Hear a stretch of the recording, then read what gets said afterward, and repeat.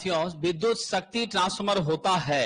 विद्युत शक्ति ट्रांसफार्मर का मतलब हो गया पावर ट्रांसफार्मर। तो हमारा जो पावर ट्रांसफार्मर है उसमें कह रहा है वोल्टेज साधन, करंट डिवाइस, पावर डिवाइस, ये सब का कोई मीनिंग नहीं है। सबसे बड़ा मीनिंग है इसमें कांस्टेंट क्या होता है। तो मेरे साहब जी, पावर ट्रांसफार्मर में आप याद रखिए, सिर्फ पावर ट्रांसफार्मर ही नहीं, हमारे पूरे के पूरे सभी ट्रांसफार्मर में आपकी फ्लक्स क्या होती है, कांस्टेंट होती है, नियत होती है साहब जी। और इस फ्लक्स का जो नेचर होता है वह phi M sine omega T होता है। क्यों? क्योंकि आप इसको आई बराबर I M sine omega T देते हैं। इसके अलावा अगर रहता साहब जी कि हमारा फ्रीक्वेंसी, यह भी आपका कांस्टेंट होता है। मेरा टोटल पावर की बात रहती तो यह भी क्या होता, कांस्टेंट। यहां पावर के साथ डिवाइस लगा दिया है, समझ गए? तो इसीलिए यह उचित नहीं है। उचित क्या है, main field flux, main flux आपकी क्या होती है, अस्थिर रहती है।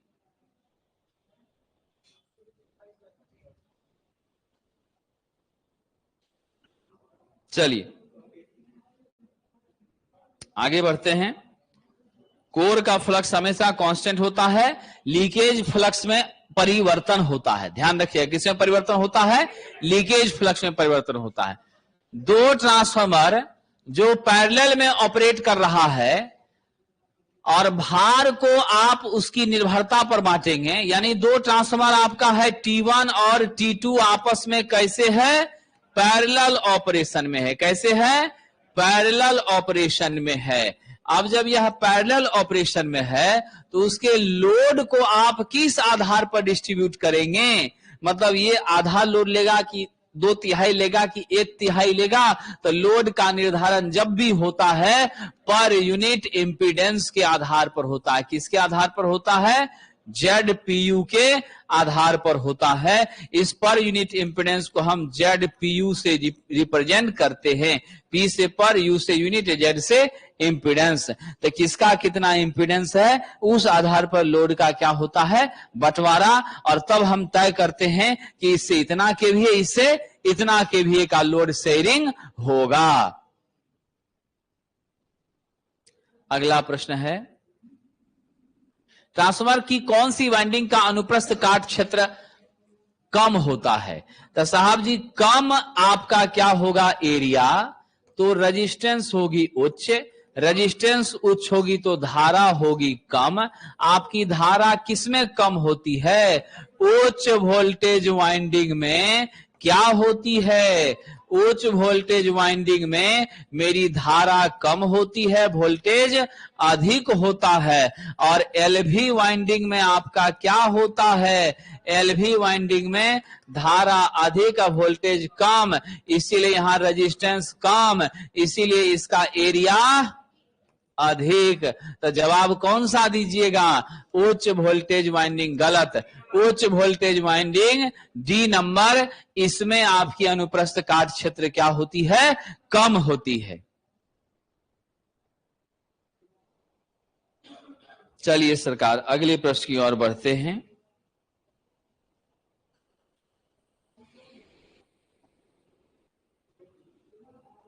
क्वेश्चन है आसान ही लेकिन थोड़ा सा घुमाया गया है, समझे कि नहीं।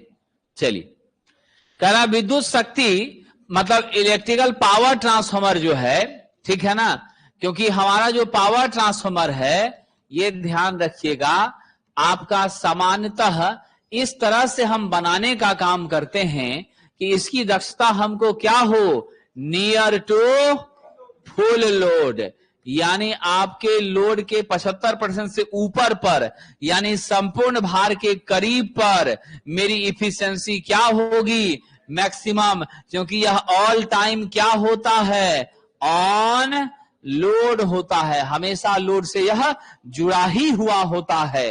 कंज्यूमर से कभी भी पावर ट्रांसफार्मर का कोई संबंध नहीं होता है, ये ध्यान रखिएगा। कंज्यूमर से किसका संबंध होता है, डिस्ट्रीब्यूशन ट्रांसफार्मर का संबंध कंज्यूमर से हुआ करता है। चलिए साहब जी, अगला प्रश्न। दो वाइंडिंग ट्रांसफार्मर के रिस्पेक्ट में ऑटो ट्रांसफार्मर का कौन सा फायदा है? ऑटो ट्रांसफार्मर में सबसे पहला फायदा कि यहां पर आप क्या यूज कर रहे हैं? सिंगल वाइंडिंग का यूज कर रहे हैं। सिंगल वाइंडिंग करने से कॉपर की क्या हो रही है? बचत हो रही है। यहां पर पावर का ट्रांसफर दो तरीके से हो रहा है, इंडक्टिवली हो रहा है और कैसे हो रहा है? कंडक्टिवली हो रहा है। दोनों तरीके से हो रहा है। और वहां पर टू वाइंडिंग में डबल वाइंडिंग लगाना पड़ता था, है कि नहीं है? सारी चीजें थी, लॉस भी बढ़ता था, ये सब था। तो सबसे ज्यादा अच्छा कौन सा एग्जाम्पल है आपका? Saving of winding material, option number B. बाकी सब भी है, लेकिन सबसे उचित हमारा कौन सा है? वाइंडिंग मटेरियल की बचत। चलिए सरकार, बड़ा ही कठिन प्रश्न आपके बीच आ रहा है, आगे बढ़ें। यदि ट्रांसफार्मर को उसके अनुपाती वोल्टेज पर प्रत्येक लेकिन कम आवर्तता से चलाया जाए, यानी वोल्टेज हम कांस्टेंट ही रखें और आप फ्रीक्वेंसी को क्या कर दें?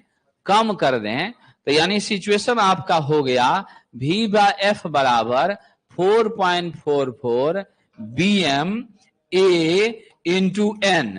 तो यानी आप यहां से क्या देख रहे हैं? मेरा BM F के व्युत्क्रमानुपाती है ना, तो मेरा F जब घट रहा है तो BM का मान क्या हो जाएगा? बढ़ेगा कि नहीं बढ़ेगा? तो क्या जवाब दीजिएगा? कोर प्रवाह यानी कोर फ्लक्स डेंसिटी का मान बढ़ जाता है। कोर फ्लक्स डेंसिटी का मान बढ़ जाता है।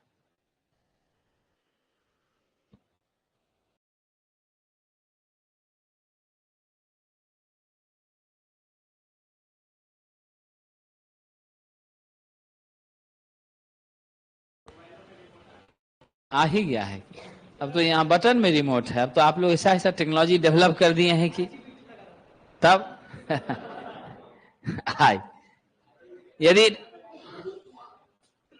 यदि ट्रांसफार्मर आपूर्ति आवृत्ति बढ़ाई जाती है, हम सप्लाई फ्रीक्वेंसी को बढ़ा रहे हैं, तो मेरे साथ पीआई पर क्या असर पड़ रहा है? तो लोह क्षति में क्या परिवर्तन होगा? दिमाग लगाइए, आंसर बताइए, क्या हो जाएगा? सप्लाई फ्रीक्वेंसी बढ़ा रहे, बाकी किसी को कांस्टेंट रखना, किसी को नहीं रखना, ऐसा कुछ नहीं कहा गया है।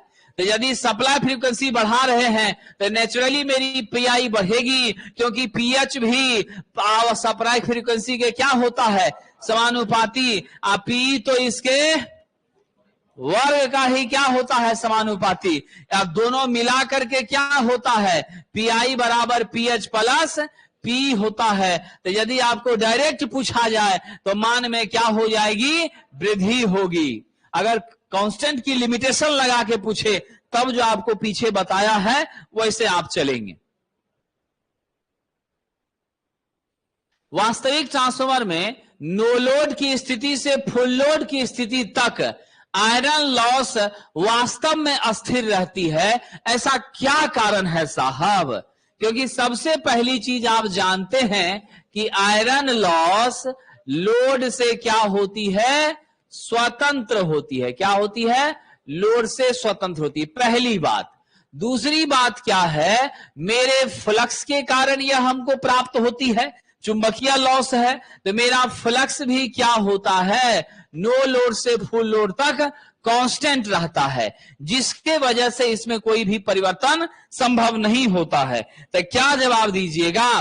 कोर प्रभाव, core flux that remains constant, ये सदैव अस्थिर रहता है, जिसके वजह से लोड के फ्लक्चुएशन से इस पर कोई असर नहीं पड़ता है। इसीलिए हमारी यह लॉस हमेशा कांस्टेंट रहती है। चलिए आगे बढ़ते हैं।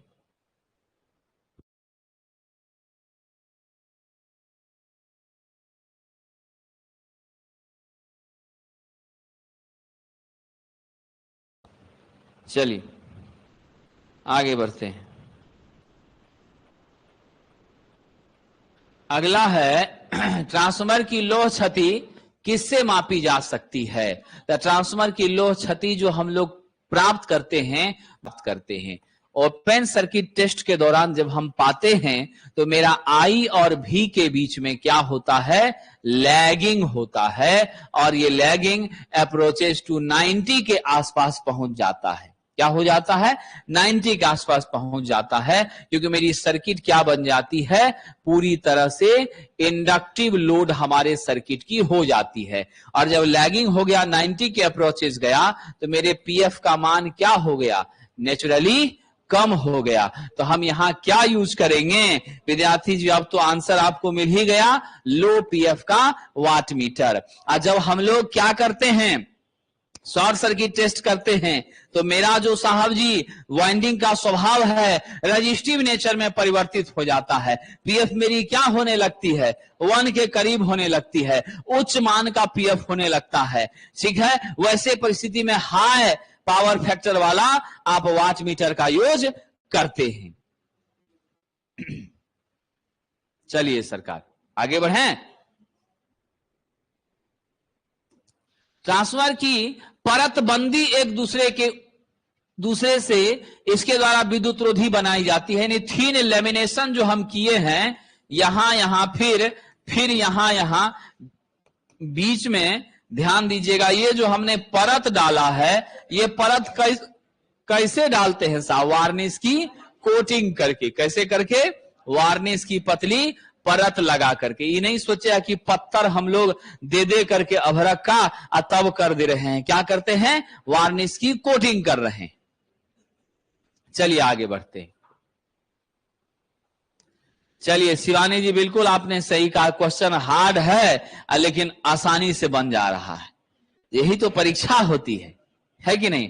आसान क्वेश्चन कठिनाई से बनता है और कठिन क्वेश्चन आसानी से बनता है। यही परीक्षा जानना चाहता है। 20 साल 25 साल 30 साल 35 साल का मेहनत 1 घंटे में जो आपसे आउटपुट निकाल लेता है, यही सब कारण है साहब, है कि नहीं है। अब आप खुद ही सोच लीजिए, पूरे जीवन भर की पढ़ाई 90 मिनट में फैसला हो रहा है।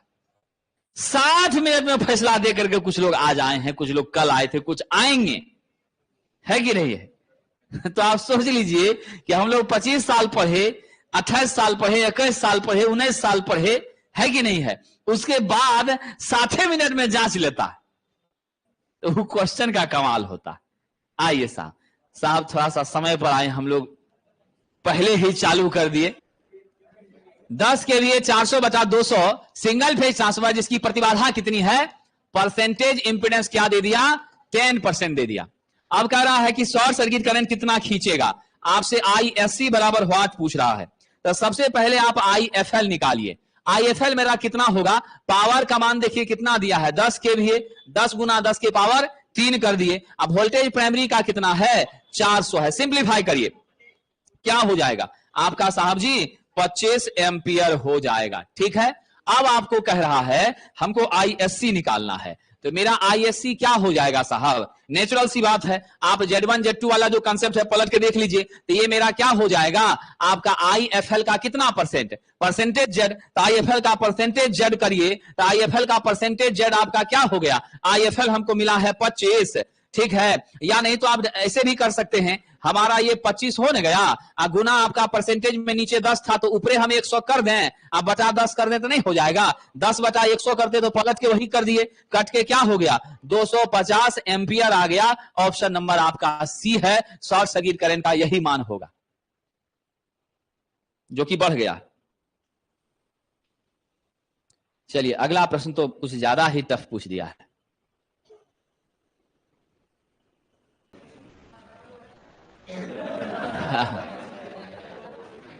बिना चालू के हमको पता चल गया। चलिए, कह रहा किस पैरामीटर में ट्रांसफार्मर में परिवर्तन कार्रवाई के दौरान कोई बदलाव नहीं होता। ट्रांसफार्मर एक्शन के दौरान क्या नहीं बदलता, वोल्टेज बढ़ती है घटती है, करंट बढ़ती है घटती है, आवृत्ति में कोई बदलाव नहीं होता, यह कांस्टेंट रहती है। अगर इनपुट का आवृत्ति 50 है तो आउटपुट का भी 50 ही है। कोर टाइप के ट्रांसफार्मर के साथ किस भागों को तेज कर दिया जाता है? The limbs are stepped to, यानी लिम्ब को हम स्टेपिंग करते हैं, इसके पीछे क्या कारण है? लिम्ब की स्टेपिंग करने से हमें क्या फायदा हो रहा है? सबसे पहला फायदा तो आप जानते हैं कि मेरा एडी करंट लॉस क्या हो जाता है? मिनिमम हो जाता है, पहली फायदा। लेकिन इस क्वेश्चन में वैसा कुछ बोला ही नहीं है। अब इस क्वेश्चन में क्या हो गया, जब आप इसको स्टैपिंग करते हैं तो नेचुरली आपका साइज क्या होता है? कम, जिसके वजह से कॉपर की वाइंडिंग आपको लगानी पड़ती है कम। कॉपर की वाइंडिंग जब आपको लगानी पड़ती है कम, तो जब हमारा वाइंडिंग कम हो गया तो मेरा हीट लॉस भी क्या हो गया? कम हो गया। तो नेचुरल सी बात है ऑप्शन नंबर बी, यानी सुचालक सामग्री को कम करना और आई स्क्वायर आर हानि को घटाना। इसीलिए हम बहुत पतला पतला क्या करते हैं? लेमिनेशन लेकर ज्यादा साइज बढ़ाने का प्रयास नहीं करते हैं। अगर रहता एडी करंट लॉस होता आप डायरेक्ट ही मार देते, लेकिन यहां क्या किया है? मामला को घुमा दिया है। इसी को परीक्षा करते हैं सरकार। आप तो अनुभवी आदमी हैं। निम्न में से कौन सा रिले ट्रांसफार्मर में बड़ी त्रुटियों को अनुमानित करने की क्षमता रखता है? इंसिपिएंट फॉल्ट, आंतरिक फॉल्ट को या बड़ा कुछ हो रहा है तो बता देता है। क्या नाम है उसका? Buchholz relay. क्या नाम है? Buchholz relay. और साहब ये कंजर्वेटर और मेन टैंक के बीच में लगा होता है, हाईली सेंसिटिव होता है, 2 मरकरी फ्लोटिंग स्विच होते हैं, यह गैस एक्चुएटेड है, सप्लाई से संपर्क तोड़ता भी है और क्या करता है? अलार्म का सर्किट भी बजा देता है, जिससे आप सचेत हो जाते हैं। डेल्टा स्टार ट्रांसफार्मर के मर्ज प्राइस प्रोटेक्शन डिफरेंशियल सुरक्षा हेतु, मतलब लॉन्ग ट्रांसमिशन के लिए जो हम इसका क्या किए हैं? प्रयोग किए हैं। तो प्राइमरी एवं सेकेंडरी वाइंडिंग में करंट ट्रांसफार्मर की सेकेंडरी के संयोजन का स्वरूप क्या होगा? मेरा ट्रांसफार्मर कैसा है साहब? डेल्टा स्टार है, ठीक है। तो मेरे सीटी का क्या होगा ये पूछ रहा है।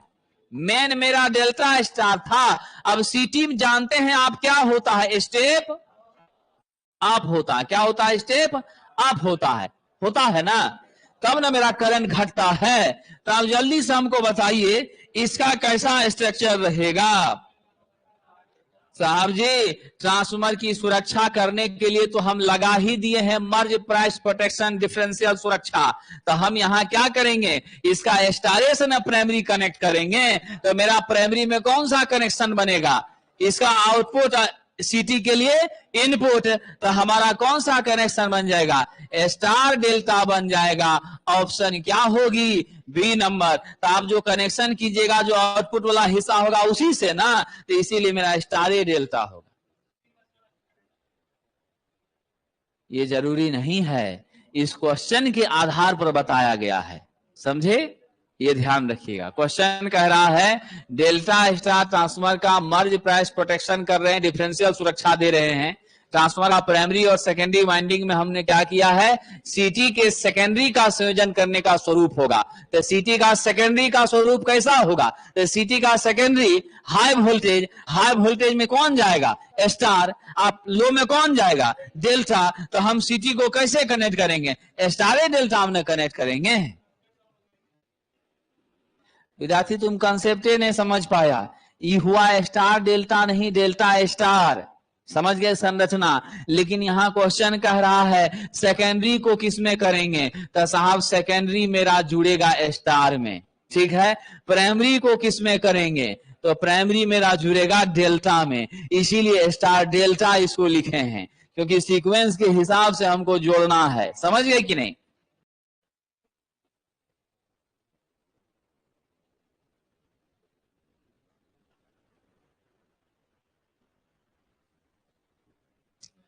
ओवरलोड के तहत ट्रांसफार्मर दक्षता के तुलनात्मक रूप से निम्न होने का कारण होता है। तो हमारी ओवरलोड होने पर क्या होती है साहब, और क्यों मेरा एफिशिएंसी घट जाता है? दिमाग लगाइए। What should be right answer? Overload होने पर नेचुरली मेरी धारा का मान क्या होता है? बढ़ जाता है। धारा का मान बढ़ता है तो आई स्क्वायर आर लॉस क्या होता है? एक्सेसिव हो जाती है। तो बिना किसी चिंता के ऑप्शन किसको लेके चलिएगा? सी को।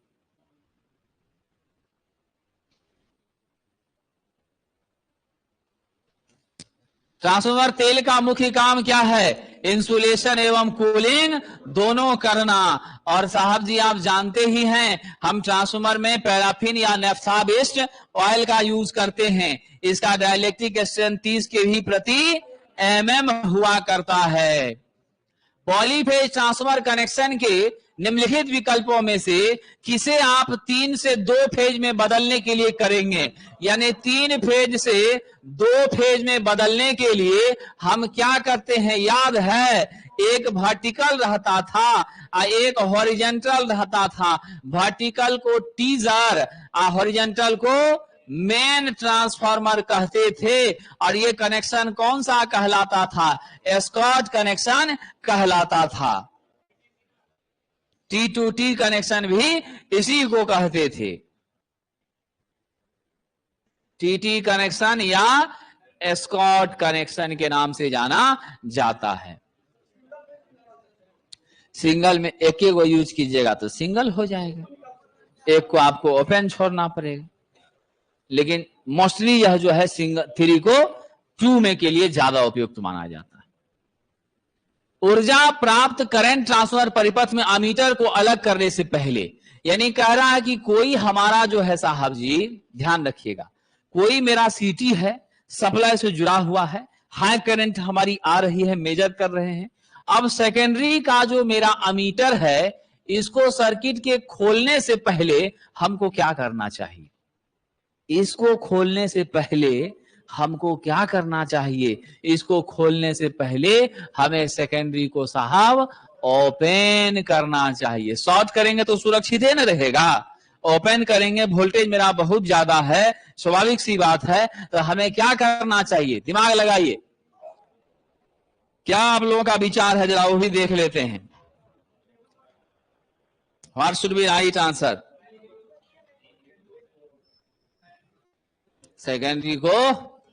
सेकेंडरी ओपन कीजिएगा तब ना आपका करंट जीरो होगा जी, करंट जीरो होगा तब ना आप सुरक्षित रूप से अमीटर को हटा पाइएगा, नहीं तो फिर कहां से काम चलेगा, है कि नहीं? हाँ, लगाने के लिए हमको शॉर्ट करना पड़ेगा। और हमेशा जब संचालित अवस्था में रहे तो शॉर्ट ही रखना है, परिपथ को क्लोज ही रखना है, ओपन करने का प्रयास नहीं करना है। नहीं तो फिर हाई वोल्टेज की वजह से करंट उधर रिफ्लेक्शन ज्यादा होगी, आपका ट्रांसफार्मर डैमेज कर जाएगी। ऑटो ट्रांसफार्मर की आवश्यक विश्लेषण यह है कि वह क्या होती है। तो ऑटो ट्रांसफार्मर हमेशा के लिए याद रखिएगा केवल एक वाइंडिंग का प्रयोग कर रहा है, जिसके वजह से कॉपर की बचत, इंडक्टिवली कंडक्टिवली ट्रांसफॉर्मेशन, और तो और साहब इसका प्रयोग कहां कहां पर? वोल्टेज के वेरिएक के रूप में, और तो और साहब इसका प्रयोग हम स्टार डेल्टा स्टार्टर के रूप में भी ऑटो ट्रांसफार्मर स्टार्टर के रूप में करते। कहां करते हैं? ऑटो ट्रांसफार्मर स्टार्टर के रूप में करते हैं। लेबोरेटरी में वोल्टेज के बदलाव के लिए करते हैं। ये सब चीजें हैं, लेकिन इसका जब भी निर्माण करेंगे तो कभी भी स्टेप अप में इसका प्रयोग बहुत ज्यादा नहीं किया जाएगा। इसका प्रयोग जब किया जाता है तो के का मान नियर अबाउट 1 का रखा जाए, उस पर किया जाता है। बहुत बहुत धन्यवाद।